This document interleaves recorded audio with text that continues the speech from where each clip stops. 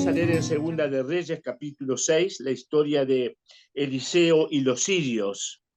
Segunda de Reyes, capítulo 6, versículo 8, dice así: tenía el rey de Siria guerra contra Israel, y consultando con sus siervos dijo: en tal y tal lugar estará mi campamento. Y el varón de Dios, se refiere a Eliseo, envió a decir al rey de Israel: mira que no pases por tal lugar, porque los sirios van allí. Verso 10 de Segunda de Reyes, capítulo 6. Entonces el rey de Israel envió a aquel lugar que el varón de Dios había dicho, y así lo hizo una y otra vez con el fin de cuidarse. Y el corazón del rey de Siria se turbó por esto, y llamando a sus siervos les dijo: ¿no me declaráis vosotros quién de los nuestros es del rey de Israel? Entonces uno de los siervos dijo: no, rey, señor mío, sino que el profeta Eliseo está en Israel, el cual declara al rey de Israel las palabras que tú hablas en tu cámara más secreta. Y él dijo: id y mirad dónde está, para que yo envíe a prenderlo. Y le fue dicho: he aquí que él está en Dotán. Entonces envió el rey allá gente a caballo y carros y un gran ejército, los cuales vinieron de noche y sitiaron la ciudad. Y se levantó de mañana y salió el que servía al varón de Dios. Y aquí el ejército que tenía sitiada la ciudad con gente a caballo y carros. Entonces su criado le dijo: ¡ay, señor mío! ¿Qué haremos? Y él le dijo: no tengas miedo, porque más son los que están con nosotros que los que están con ellos. Y oró Eliseo y dijo: te ruego, Jehová, que abra sus ojos para que vea. Entonces Jehová abrió los ojos del criado y miró, y aquí que el monte estaba lleno de gente de a caballo y de carros de fuego alrededor de Eliseo. Y luego que los sirios descendieron a él, oró Eliseo a Jehová y dijo: te ruego que hieras con ceguera a esta gente. Y los hirió con ceguera conforme a la petición de Eliseo. Después le dijo Eliseo: no es este el camino, ni es esta la ciudad. Seguidme y yo os guiaré al hombre que buscáis. Y los guió a Samaria. Y cuando llegaron a Samaria, dijo Eliseo: Jehová, abre los ojos de estos para que vean. Y Jehová abrió sus ojos y miraron, y se hallaban en medio de Samaria. Cuando el rey de Israel los hubo visto, dijo a Eliseo: ¿los mataré, padre mío? Y él le respondió: no los mates. ¿Matarías tú al que tomaste cautivos con tu espada y con tu arco? Pon delante de ellos pan y agua, para que coman y beban y vuelvan a sus señores. Entonces se les preparó una gran comida, y cuando habían comido y bebido, los envió, y ellos se volvieron a su señor, y nunca más vinieron bandas armadas de Siria a la tierra de Israel. Que el Señor bendiga su santa palabra. En esta historia tenemos los personajes principales: el profeta Eliseo. En segundo lugar tenemos el sirviente, el ayudante de Eliseo, que es un personaje muy importante. Y por supuesto tenemos el rey de Israel y el rey de los sirios. Cuando el rey de los sirios hace su reunión con su estado mayor, está muy preocupado. Cada vez que tratan de invadir, que mandar un ejército por cierto lugar geográfico, se encuentran que allí el rey de Israel está preparado y que ya lo ha sabido. Y yo me imagino esa reunión del rey con su estado mayor. Nuestro hermano Fernando, estoy seguro que ha estado en algunas reuniones de ese tipo en el gobierno. Y bueno, el rey está todo preocupado y dice: ¿quién es el traidor? ¿Quién es el que está informando de lo que aquí hablamos en secreto, porque cada vez que hacemos un plan de invasión y mandamos nuestro ejército, el enemigo ya lo sabe. Bueno, algún niño de la escuela dominical me diría en el día de hoy que era muy sencillo, que todo lo que pasaba era que en ese lugar había un micrófono, un teléfono de esos celulares que todos tenemos, y por ese teléfono se podía escuchar, Eliseo podía escuchar la conversación y pasársela al rey de Israel. Pero por supuesto en aquellos tiempos no había estas facilidades increíbles que tenemos nosotros. El rey de Israel no sabía que Dios lo sabe todo, que Dios lo sabe todo, que no hay nada en nuestra vida que Dios no lo conozca.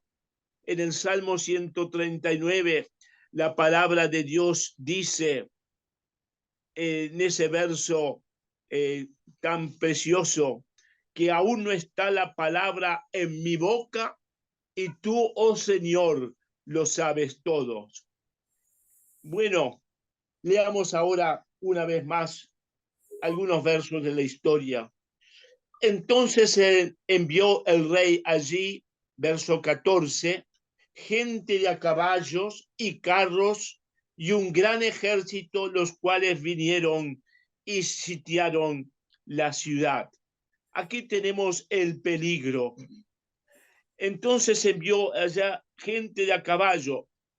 La parte del ejército de la caballería y carros de guerra. El peligro es real. Y leemos en el verso 15, el sirviente se levantó de mañana y salió el que servía al varón de Dios, y aquí que el ejército que tenía sitiada la ciudad con gente de a caballo y carros, entonces su criado le dijo, se refiere, el criado le dice a Eliseo, ay, Señor mío, ¿qué haremos?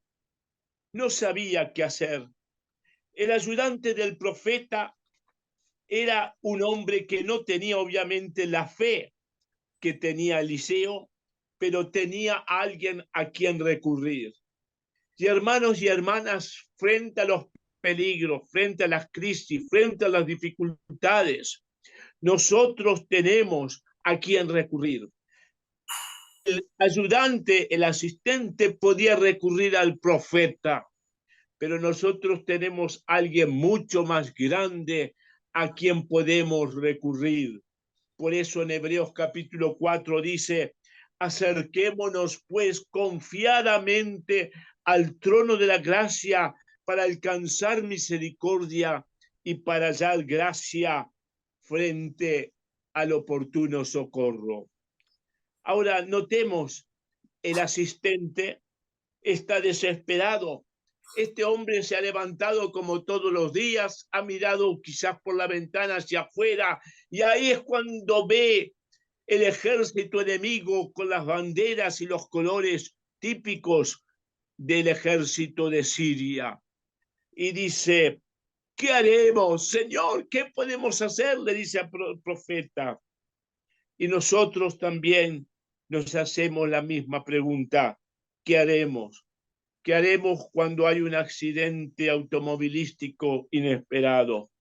¿Qué haremos cuando hay un examen de laboratorio que muestra que hay un problema serio en nuestra salud? ¿Qué haremos cuando nos enfermamos? ¿Qué haremos cuando hay la pérdida de trabajo? ¿Qué haremos cuando el esposo o la esposa decide que no quiere vivir más con su esposo? Pero acá hay una respuesta tranquilizante, pero es una respuesta que es difícil de creer. La respuesta de Eliseo es tranquilizante, pero es muy difícil de creer en su profundidad, en sus implicaciones. Y en el verso 16 leemos, y él le dijo, se refiere a Eliseo, a su asistente, a su ayudante, no tengas miedo, porque más son los que están con nosotros que los que están con ellos. Y hermanos y hermanas, en esta mañana quiero decirles este verso. No tengas miedo, porque más son los que están con nosotros que los que están con ellos. Yo me imagino que el ayudante, cuando escucha estas palabras, dice, uno y uno son dos, nosotros somos dos. Acá en la ciudad hay quizás varios miles de personas, pero ¿qué somos nosotros con un pequeño ejército contra esta gran multitud y con todo el equipo de guerra que tienen? Pero el profeta Eliseo le dice, no tengas miedo, más son con nosotros los que están con nosotros que los que están con ellos. No tengas miedo. Hay un versículo de Juan que lo leo todos los días. Es Juan 14, verso 27. El Señor diciéndonos, mi paz os dejo, mi paz os doy, no como el mundo la da, yo os la doy. No se turbe vuestro corazón, ni tenga miedo. El Señor sabe la tendencia que tenemos a que nuestro corazón se turbe, a que nuestro corazón se agite, nuestro corazón se angustie, y dice, no se turbe vuestro corazón, ni tenga miedo. Luego dice, no tengas miedos, más son los que están con nosotros. El asistente decía, nosotros somos unos poquitos y ellos son muchos, pero hermanos, eran más los que estaban con el profeta Eliseo. El ayudante, el asistente, en sus nervios veía las cosas fuera de tamaño normal. Veía a esos guerreros como guerreros enormes. A los carros de fuego los veía como que fueran ómnibus o ferrocarriles de fuego para perdonarme la expresión que por supuesto en aquel momento no había. Pero la palabra de Dios dice, más son los que están con nosotros que los que están con ellos.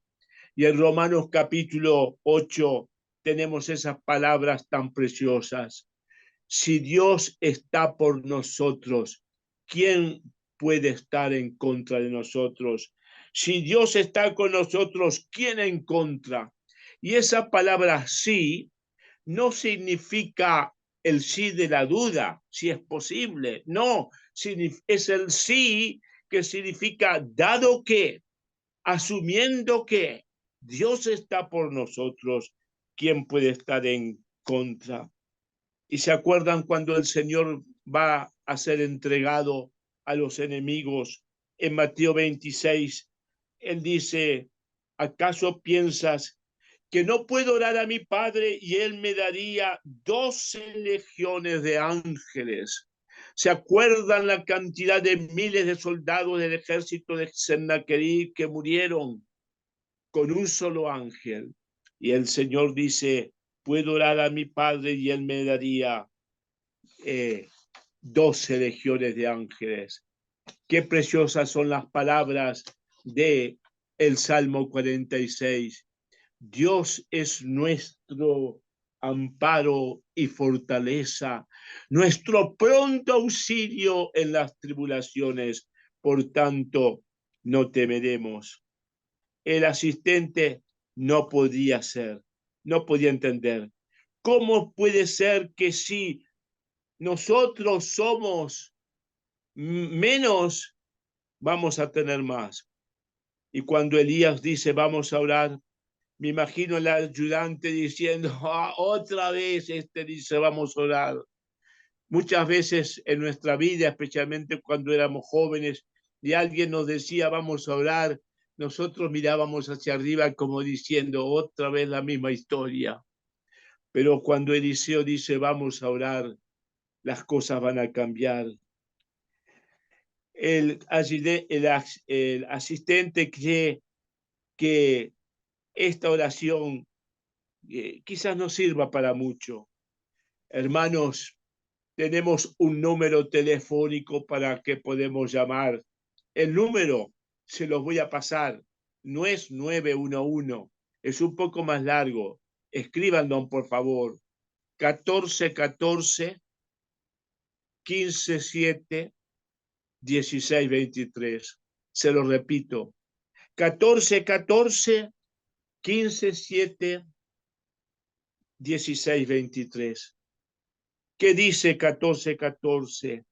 Juan 14, 14 dice, si algo pidiereis en mi nombre, yo lo haré. Juan 15, 7 dice, si permanecéis en mí, mis palabras permanecen en vosotros, pedid todo lo que quisierais y os será hecho. Y Juan 16, 23 dice, en aquel día no me preguntaréis nada. De cierto os digo que todo cuanto pidiereis al Padre en mi nombre, os lo dará. Llegamos al verso 17 y dice así, y oró Eliseo y dijo, te ruego, oh Jehová, que abra sus ojos para que vea. Entonces Jehová abrió los ojos del criado y miró, y aquí que el monte estaba lleno de gente de a caballo y de carros de fuego alrededor de Eliseo. Y oró Eliseo y dijo, te ruego, Jehová, que abra sus ojos para que vea. En este verso se basa un himno que algunos de ustedes quizás conozcan, muy hermoso, que dice, abre mis ojos para ver. Se basa en este verso. No dijo, no oró que Dios abra nuestros ojos. Eliseo no necesitaba que Dios abriera sus ojos porque el hombre y la mujer de fe tiene una visión espiritual que le permite ver y entender y comprender cosas que el creyente joven y con poca experiencia no puede entender. No dijo Dios que abra nuestros ojos. Los ojos de Eliseo estaban abiertos.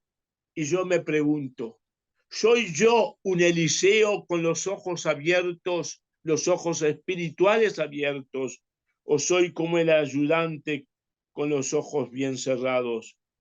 Todos nosotros necesitamos ojos abiertos, ojos espirituales de fe.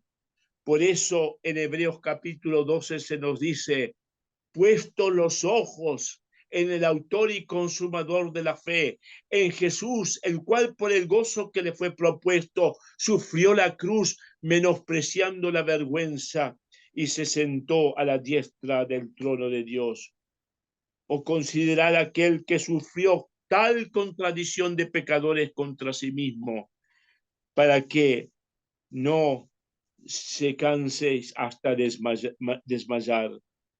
El apóstol Pablo nos dice lo mismo de otra manera en Colosenses capítulo 3.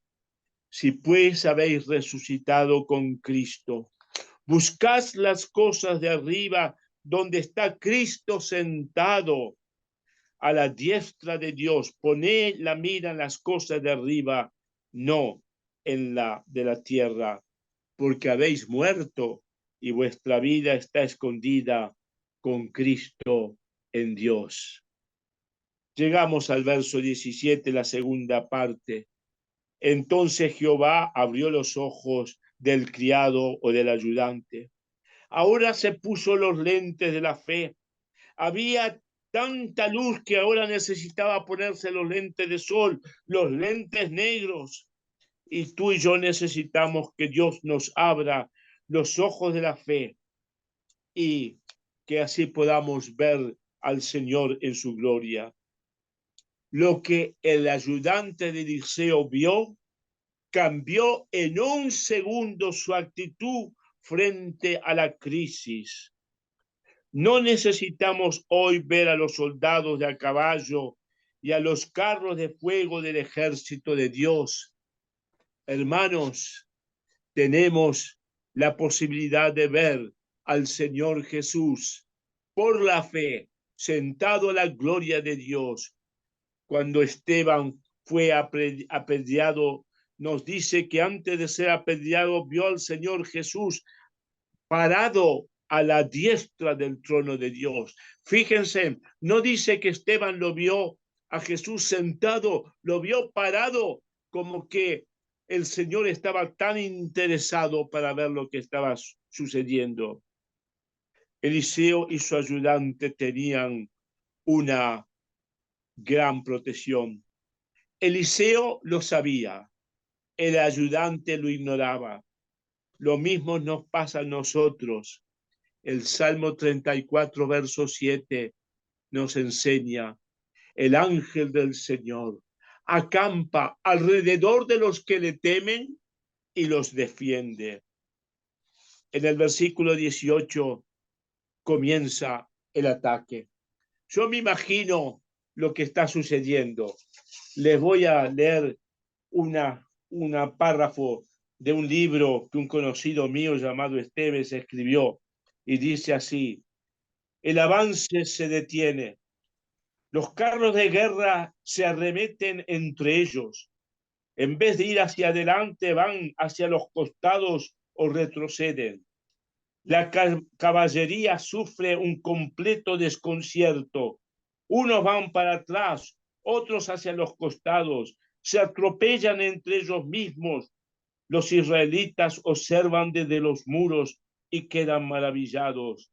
El ejército enemigo actúa como si todos hubieran enloquecido al mismo tiempo. Las espadas y lanzas caen al suelo. Los soldados están extendiendo sus manos hacia adelante como si trataran de palpar el aire. Oh hermanos, qué cosa cuando el Señor obra. Bueno, en el verso 19 tenemos: después de esto le dice Eliseo, no es este el camino ni es esta la ciudad. Seguidme y yo os guiaré al hombre que buscáis. Y los guió a Samaria. La ciudad en aquel momento, de acuerdo a los expertos, podría tener entre 30 o 40.000 habitantes. Y ahí los lleva a la plaza principal donde está el rey de Israel. Samaria era la capital de la parte del norte del país. Algunos dicen: ¿cómo es posible que Eliseo dijo una mentira? Algunos expertos dicen que es lo que se llama una regla de guerra, que en la guerra se puede permitir decir algunas cosas aunque no son absolutamente reales. La realidad que cuando abren los ojos están en la ciudad de Samaria, en la capital del reino del norte. Por ejemplo, cuando en la guerra no se dice siempre la verdad, cuando se dan las noticias, el país, aunque vaya perdiendo, las noticias oficiales del gobierno es que la batalla hemos ganado o hemos empatado, pero normalmente no se va a decir que hemos perdido la batalla para que el ánimo no se vaya para abajo. Noten esto. En este capítulo, Eliseo abre los ojos del ayudante, luego cierra los ojos del enemigo, y ahí es donde quedan todos desesperados, no saber qué hacer. Y Eliseo mismo los lleva de la mano. Ellos van como una cadena humana. Yo me los imagino como mirándolos desde un satélite, o desde un avión. Parecen todos hormiguitas, unos siguiendo a los otros, y caminan 18 kilómetros, perdón, para llegar a la ciudad de Samaria.